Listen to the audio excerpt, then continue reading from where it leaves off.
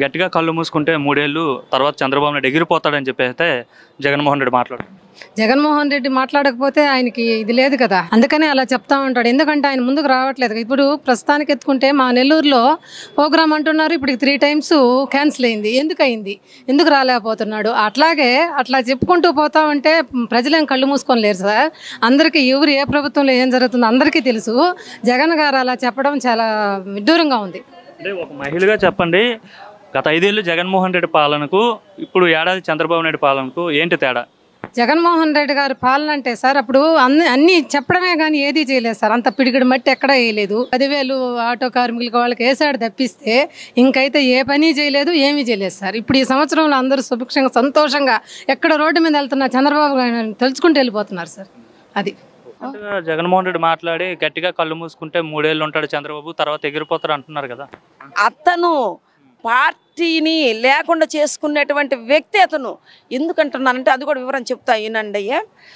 రాష్ట్రంలో ఉన్నటువంటి వ్యక్తుల్ని, ప్రతి ఒక్క వ్యక్తిని కూడా కొల్లు రవీంద్ర, అచ్చెన్నాయుడు గారు, ఆఖరికి చంద్రబాబు నాయుడు గారు, వీళ్ళందరినీ కూడా కారణాలు లేకుండా, ఒక కేసు లేకుండా, కేసు ఫైల్ చేయకుండా ప్రతి ఒక్కళ్ళని అరెస్ట్ చేయటం జరిగింది.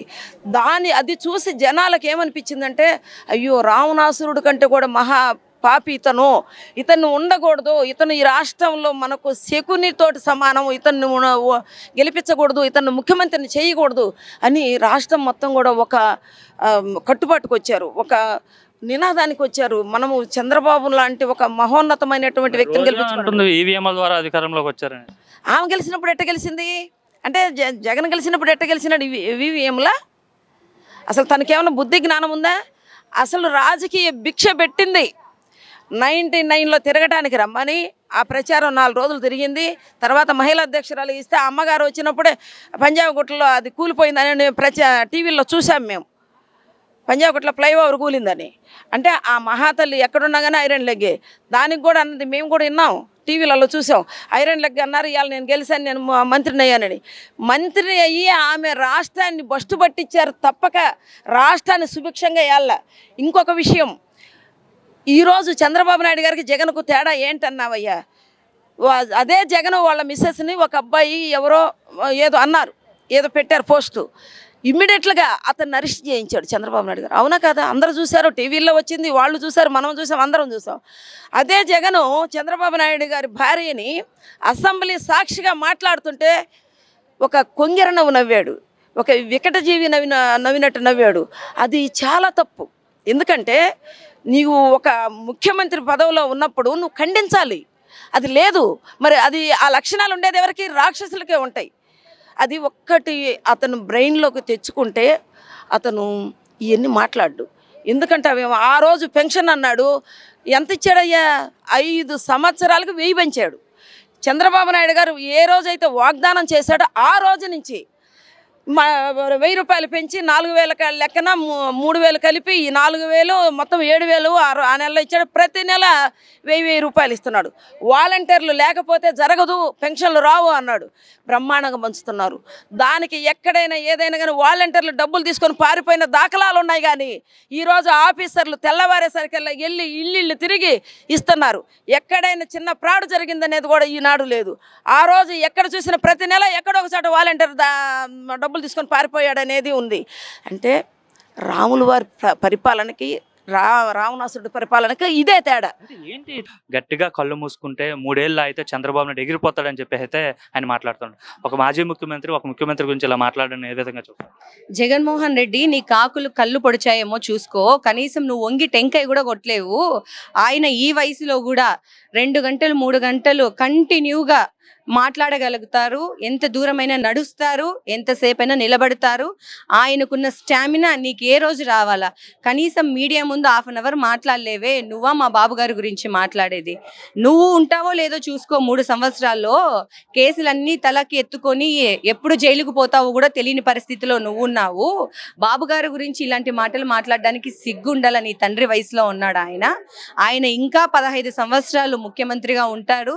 జగన్మోహన్ రెడ్డి ఇప్పుడు ఈ 1 year పాలన చూసి ఓర్చుకోలేక ఏదో ఒకటి మాట్లాడాలి, మీడియా ముందుకొచ్చి పిచ్చి పిచ్చి మాటలు మాట్లాడుకుంటూ పిచ్చి పిచ్చి నవ్వులు నవ్వుకుంటూ ఇష్టానుసారంగా లోకేష్ గారిని, చంద్రబాబు గారిని, కూటమి ప్రభుత్వాన్ని తిడుతున్నారు. ఇది సరికాదు. ఏ రోజు కూడా కూటమి ప్రభుత్వం వైసీపీ నాయకులని, వైసీపీ కార్యకర్తలని వేరు చేసి చూడలేదు. ఈ సంవత్సరం పాలనలో చూడండి మీరు కావాలంటే, ముఖ్యంగా వైసీపీ కార్యకర్తలకే సంక్షేమ పథకాలు వచ్చాయి. వాళ్ళే గర్వంగా చెప్తున్నారు, మేము వైసీపీ కార్యకర్తలకైనా ఎలాంటి పార్టీలు వ్యతిరేకత చూపించకుండా మాకు ఈరోజు సంక్షేమ పథకాలు ఇచ్చారని. నిజంగా జగన్మోహన్ రెడ్డి, నువ్వా మా బాబు గారి గురించి మాట్లాడేది? కనీసం నీ కారు కింద మీ కార్యకర్త చనిపోతే ఈ రోజు వరకు చూసేకెళ్ళలేదు. నువ్వేందయ్యా మాట్లాడేది? 3 ఏళ్ళు ఉంటే చాలు, గట్టిగా కళ్ళు మూసుకుంటే చంద్రబాబు నాయుడు ఎగిరిపోతాడని చెప్పేసి ఆయన మాట్లాడారు. అయ్యా, జగన్మోహన్ రెడ్డి చంద్రబాబు నాయుడు ఎగిరిపోయే మనిషి కాదు, ఎదిగిపోయే మనిషి అని మా పార్టీ వాళ్ళందరూ చెప్తా ఉన్నారు. అదేవిధంగా 3 సంవత్సరాలు ఉంటే నీకు లేని రోగాలు వచ్చి షుగర్లు, బీపీలు, మెదడు వాపు అన్నీ వచ్చి నువ్వే పోతావు. అది జగమెరిగిన సత్యము. ప్రజలందరూ చంద్రబాబు నాయుడు గారి పాలన కోరుకుంటా ఉన్నారు. ప్రజలందరూ సుభిక్షంగా ఉన్నామని చాలా హ్యాపీగా ఫీల్ అవుతా ఉన్నారు. కాబట్టి ఆయన ఎక్కడికి పోడు. ఇంక 10-15 సంవత్సరాలు కానీ ఆయనే ముఖ్యమంత్రిగా ఉండేదానికి ప్రణాళికలు మహిళలందరూ తయారు చేస్తూ ఉన్నారు. కాబట్టి ఆయన ఎక్కడికి పోరు. ఇంకా ఇంతకింత ఎత్తుకు ఎదుగుతారని తెలియజేసుకుంటాను. జగన్మోహన్ రెడ్డి మాట్లాడుతున్నారు, మళ్ళీ మేమే అధికారంలోకి వస్తాం, 30 ఏళ్ల పాటు అధికారంలో ఉంటాము అని చెప్తున్నారు. ఏమి చూసి ఓటు అడుగుతావయ్యా జగన్మోహన్ రెడ్డి? నువ్వు మా తండ్రి చనిపోయాడు, ఒక్క ఓటు, ఒక్క ఛాన్స్ అన్నావు. ప్రజలు నీకు ఒక్క ఛాన్స్ ఇచ్చేశారు. నువ్వు 2వ అవకాశం అడిగేదానికి ఏమి లే. తండ్రి చనిపోయాడు అన్నావు, తల్లిని పార్టీ అధ్యక్షత నుండి తీయేసావు, తల్లిని చల్లని రాష్ట్రం వదిలి తరిమేశావు, చిన్నాన్నను గొడ్లు వేడితో చంపేశావు. గులకరాయికి ఎక్కువ, గొడ్డల పొట్టకి తక్కువ. నువ్వు నీకు ఓట్లు ఎవరేస్తారో? నువ్వు సీఎం కాదు కదా, కనీసం ఎమ్మెల్యే అవుతావో లేదో ఒకసారి చెక్ చేసుకోమని చెప్తా ఉండ. చంద్రబాబు నాయుడు ఏడాది పాలన చూసి ప్రజలంతా కూడా విసిగి చెందిపోయి వైసీపీ తలుపులు కొడుతున్నారని చెప్పి అంటున్నారు.